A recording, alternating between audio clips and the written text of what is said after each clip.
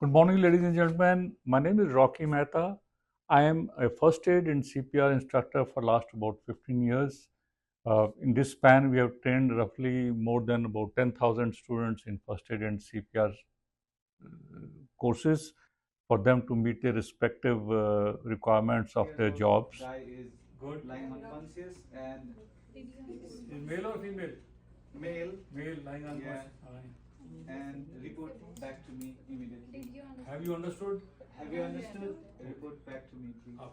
I am also director of Security Services. In fact, we started this whole thing when we started training our students in security licensing to help them get their security license in Ontario. Now we are also training other professionals like healthcare professionals, gym trainers, teachers, truck drivers, taxi drivers, uh, so many other professions which need CPR and first aid as part of their curriculum to get or complete their licensing process. Uh, Ever since I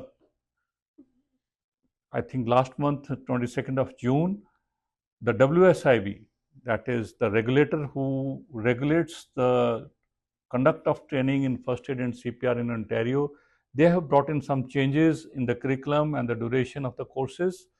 As a result, we are getting a lot of calls from our students uh, about how do these changes affect them. So today I'm going to talk to you about the various changes that have been brought about by the WSIB in conduct of the CPR and first aid courses and how do they affect you. The first change which they have brought in is that they have made the training compliant at the national level, the Canadian standards. There is some standard called Z1 21 210 24.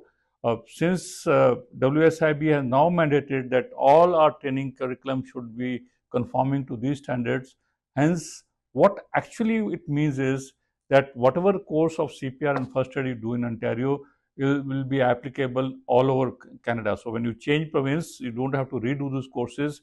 The same course will be valid there also, since it is compliant with the Canadian national standards. The second change which they have brought about is redesignation of courses.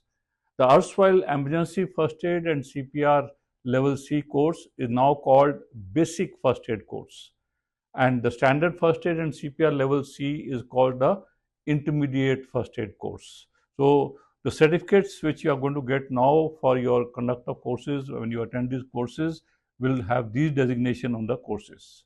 Now what happens to those people who have done these courses before?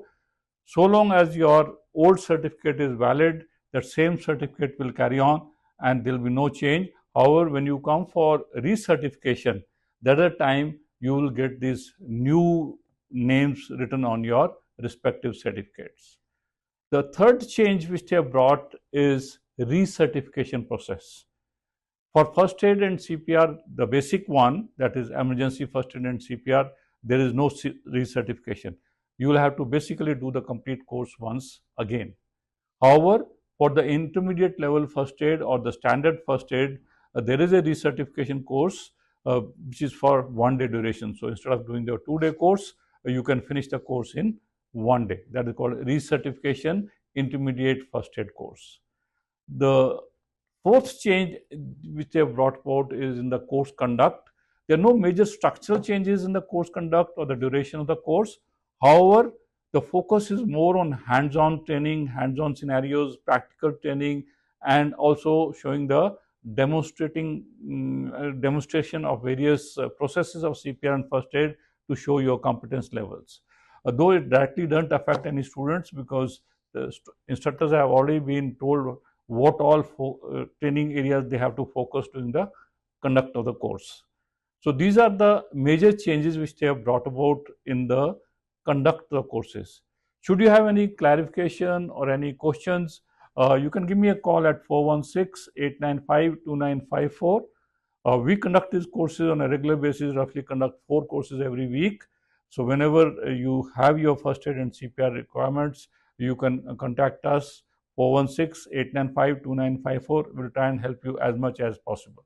Thank you very much for your patient listening on updates on CPR and first aid courses. Thank you.